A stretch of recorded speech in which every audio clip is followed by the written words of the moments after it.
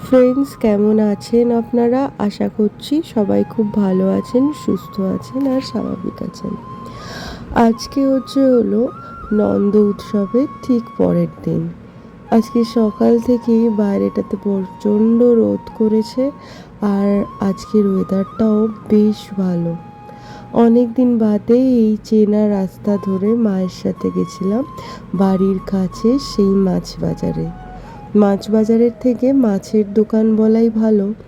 আমাদের বাড়ি থেকে মাছের বাজার সেটা অনেকটাই দূরে, কিন্তু এই মাছের যে দোকানটা বা ঠেলায় করে যে মাছ পাওয়া যায়, এটা বরঞ্চ আমাদের বাড়ির অনেক কাছে। এখানে অনেক ধরনের মাছ পাওয়া যায়। আজকে ছিল চিংড়ি, কাতলা, রুই। তো এখান থেকে মা আর আমি মাছ নিয়ে নিয়েছি। আর এই দেখেছেন, এটা হলো দুর্গাপুজোর প্যান্ডেল। এখানে দুর্গাপুজোর প্যান্ডেলও শুরু হয়ে গেছে। দেখে যেন মনটা পুজো পুজো করে উঠল। এবার বাড়িতে চলে এসেছি। চলে এসে মা পুজো করতেও বসে গেছে। এখন গোপাল ঠাকুরকে স্নান করানোর পালা। এখন 4টে গোপাল আছে।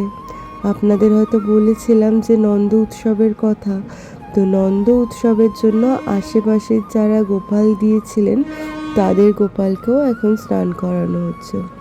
আজকে একদম গোপালকে স্নান করিয়ে প্রসাদ খাইয়ে নতুন জামা পরিয়ে, যা গোপাল ঠাকুর, আমাদের গোপাল এখানেই থাকবে আর যার যার গোপাল তার তার বাড়িতে চলে যাবে।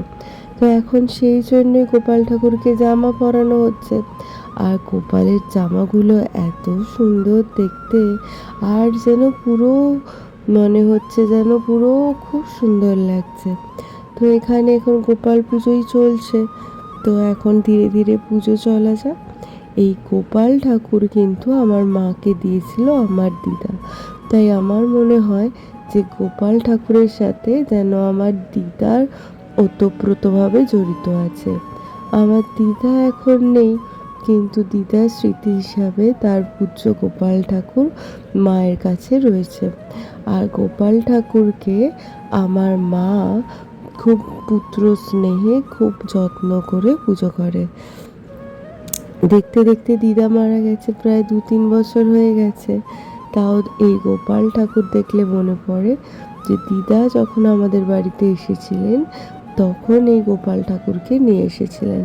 তো মায়ের পুজো দেওয়া হয়ে গেছে। এবার সকালের ব্রেকফাস্টের জন্য কালকের থেকে যাওয়া লুচি, তাল ক্ষীর, আলুর দম, ছোলার ডাল দিয়ে ব্রেকফাস্ট করে এবার যেই মাছগুলো আনা হয়েছিল সেই মাছগুলোকে ভালো করে নুন আর হলুদ মাখিয়ে দেওয়া হয়েছে। আর এই দোকানের মাছের সাইজগুলো এত বড় বড় দেয় যে কি বলবো। কালকে উপোস ছিল, একা হাতে পুজোর গোছগাছ করে মাও বড় ক্লান্ত। তাই মাকে বললাম যে আজকে বেশি কিছু করে কাজ নেই, একটু লোটে মাছ আর মাছ ভাজা আর ভাত। এখানে লোটে মাছটাই হচ্ছে। আর পুজোর পরের দিন না এই লোটে মাছ খেতে এত ভাল লাগে যে কি বলবো।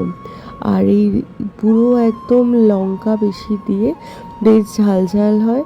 আর পুজোর পরের দিন তো মুখটা যেন ঝাল ঝাল হতে থাকে। তো মা এখানে লোটে মাছটা করছে। আর এইটা হলো আমাদের বাড়ির তুলসী গাছ। ঘরের জানলারই এক কোণে রাখা আছে। আর রোজ দুপুরবেলাতে আর সন্ধেবেলাতে এখানে ধূপবাতি জ্বালানো হয়। আর ওই পারে দেখছেন, ওই পারেও প্যান্ডেলের কাজ শুরু হয়ে গেছে। তবে এটা কালী পুজোর প্যান্ডেল মানে। আর এইখানে হলো লোটে মাছ। লোটে মাছটা প্রায় হয়ে এসেছে। তো এরপরে মাছটা ভাজলেই হয়ে যাবে। তো লোটে মাছ ভাজা, আর এখানে মাছ ভাজা চলছে। মাছগুলোর সাইজগুলো এত বড় যে কি বলবো। এখানে অলরেডি কিছু মাছ ভাজা হয়ে গেছে। তো আর এখানে মাছ ভাজা চলছে। তো মাছ ভাজা হয়ে গেলেই আমরা এবার খেতে বসে পড়বো। আজকে ইচ্ছে আছে খেয়ে একটু পার্লারে যাওয়ার, কিন্তু খেয়ে একটু ঘুমিয়ে পড়ার জন্য আর সেই ইচ্ছা আবার পূর্ণ হয়নি। তো আজকে দুপুরবেলাতে দেখছি বাবা স্নান করেও খুব সুন্দর ঠাকুর পুজো দেয়। মা তো একবার দেয়, আমাদের যেহেতু গোপাল ঠাকুর আছে, গোপাল ঠাকুরকে তো 3 বেলা ভোগ দিতে হয়। সকালবেলা আর রাতের বেলায় মা দেয়, আর দুপুরের ভোগটা বাবা স্নান করে পুজো দেয়। আমার বাবা কিন্তু আগে একদমই ঠাকুর বিশ্বাসী ছিল না, কিন্তু আমার মায়ের পাল্লায় পড়ে আস্তে আস্তে এত ঠাকুর বিশ্বাসী হয়েছে যে নিজেই দুপুরবেলাতে স্নান করে পুজো দেয়, মানে গোপালকে পুজো দেয়। তো সবার পুজো দেওয়া হয়ে গেছে, এখন আর কি ভাত খাওয়ার পালা। তো দুপুরবেলাতে ভাত খেয়ে একটু ঘুমিয়ে পড়েছিলাম, তারপরে এখন বাড়ি ফেরার দিকে রওনা দিয়েছি। বাড়ি ফেরার সময় এই দোকানটাতে এসেছি।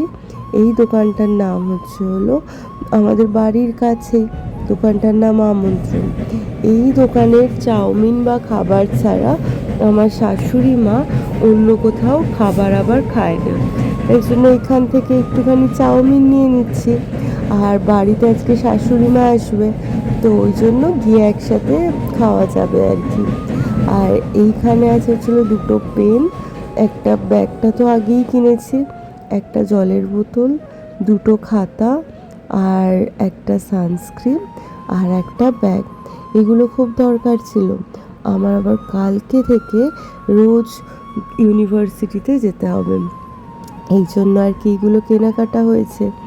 আর এই যে ব্যাগটা কিনলাম, আমার ব্যাগটা দেখেই এত পছন্দ হয়েছে যে কি বলবো।